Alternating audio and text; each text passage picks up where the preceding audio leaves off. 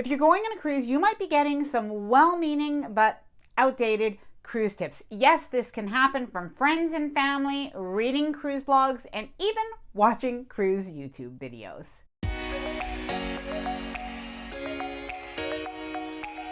Hi there, I'm Ilana from the website lifewellcruise.com. Welcome back to my channel. Now, let's face it, cruising has changed a lot over the years, even in the last couple of years. And I admit, even on my channel, there are some videos with some outdated cruise tips. Now, what I'm going to do in today's video is I'm going to share with you 10 outdated cruise tips that you should probably not listen to. Now, a couple of them are going to be a little bit controversial. Now, don't worry. In most cases, as with all cruise tips, you can still do what you want. But I do also want to hear from you. Please do let me know any outdated cruise tips that I may have missed. Now, before I get started, I did want to mention that if you like this video, if you find it helpful, informative, or enjoyable in any way, then please do give this video a big thumbs up. I really do appreciate it. And please subscribe to the channel if you haven't done so already. Let's get started. Now, by the way, I did ask this question in the LifeWell Cruise Facebook community. I got some amazing comments, and I am going to be sharing the most popular answers towards the end. Number one outdated cruise tip: bring a highlighter on your cruise. Now, I have to say, I've definitely mentioned this tip in my videos. I think I probably still do bring a highlighter. Let me show you.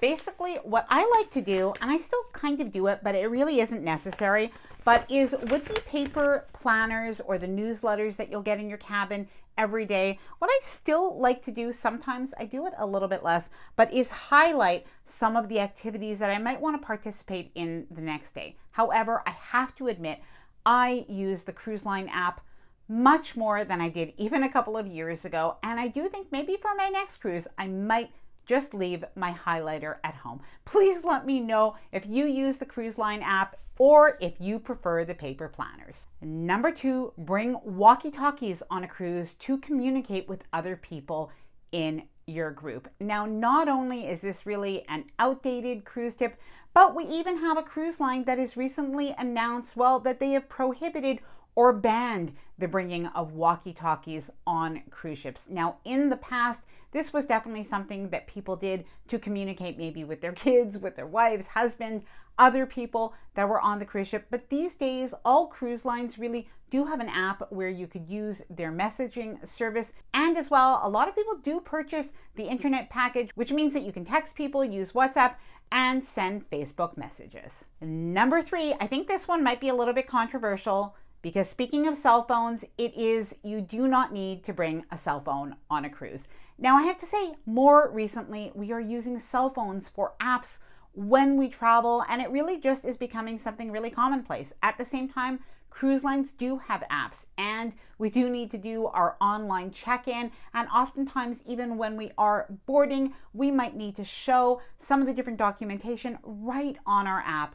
Now, I know some people do like to travel without having a cell phone, but I do think even nowadays, when it comes to safety, even having at least one cell phone, even if you're traveling as a couple, I do think that these days it is a good idea. And I would even say, if you don't have a smartphone, they really aren't that expensive, and it is something that I would invest in. By the way, if once you're on the cruise ship, you want to put that cell phone into your safe, you could definitely do so. Number four, save your appetite for the midnight buffet. Now, this is a little bit of a sad one. If you've been cruising for a long time, you know that there used to be that midnight buffet, and of course, it has been years since we've seen that go away. But a lot of us have some pretty good memories of it, and I definitely think, gosh, would that ever be fun to have again? Number five, this is a cruise tip that I'm happy that we are no longer sharing on the most part. It is make sure that you have your proof of vaccination and your testing results and your appointments, all of those COVID protocols that you really needed to know about. Now, of course, there still are some cruises, there still are some destinations in the world that do still require some protocols regarding COVID. So make sure that you always do check what the requirements are where you are traveling. But on the most part, we no longer need to plan our COVID testing before a cruise. Number six, pack a non-surge protected power bar every time you cruise. Now, this is something that I still do bring with me on every cruise. However, depending on the cruise ship that you are going on, you may find that you actually do have more than one electric outlet. Sometimes it's 2, so it's not a huge amount, but some cruise lines do also have USBs next to the bed. Now, the only thing about that is we are oftentimes using USB-Cs these days rather than USBs. So something that you might want to do, whether you bring an additional power outlet that is non-surge protected, whether you bring that or you simply use what is provided in the cabin, is consider bringing those little adapters to USB-C so that you can really use all of your wires to charge your devices.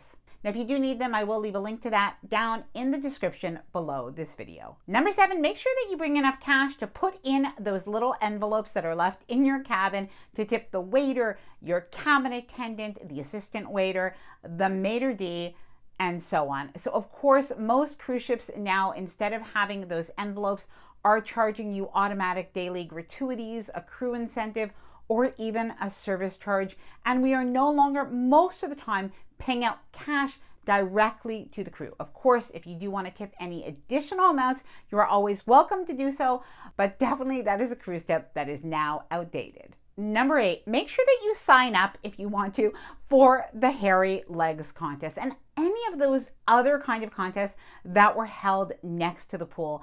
Now, I have to say, ever since we've returned after the pandemic to cruising, this is just not something that I've seen on any cruise line. Now, if I'm wrong, please do let me know. But I remember I actually found a lot of these things pretty fun when they happened next to the pool. And I would even say I no longer see the ice sculpture carving and a lot of those other pool deck activities. Now, there are still activities held on the pool deck, but there are definitely a lot of things that have changed. Now, number 10 is a little bit controversial, I am warning you. But first, number 9, make sure that you plan your day on embarkation day around your muster drill. The muster drill itself used to happen right before sail away. So if your sail away happened at 5 p.m., then usually you had your muster drill at like 3:30 or 4 p.m. The entire ship really shut down. Sometimes alarms were ringing.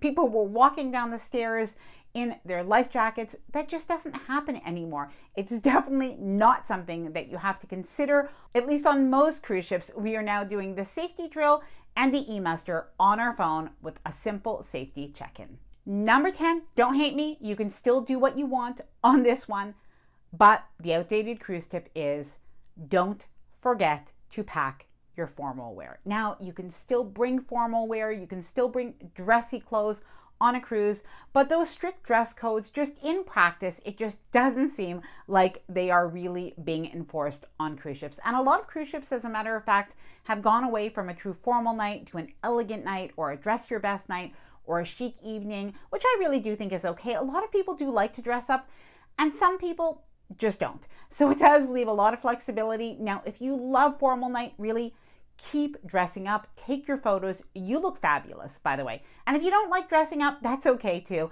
Just remember that there are going to be some rules a little bit in the main dining room, so do definitely check with your cruise line. Now, I'd love to hear from you. What are some of the outdated cruise tips that I may have missed? And please let me know, would you be interested in seeing a video all about the things that used to happen on cruises that no longer do? Please do let me know in the comments below. I hope that you enjoyed this video. If you did, please do give it a big thumbs up. I really do appreciate it. And please subscribe to the channel if you haven't done so already. Bye for now, and happy cruising.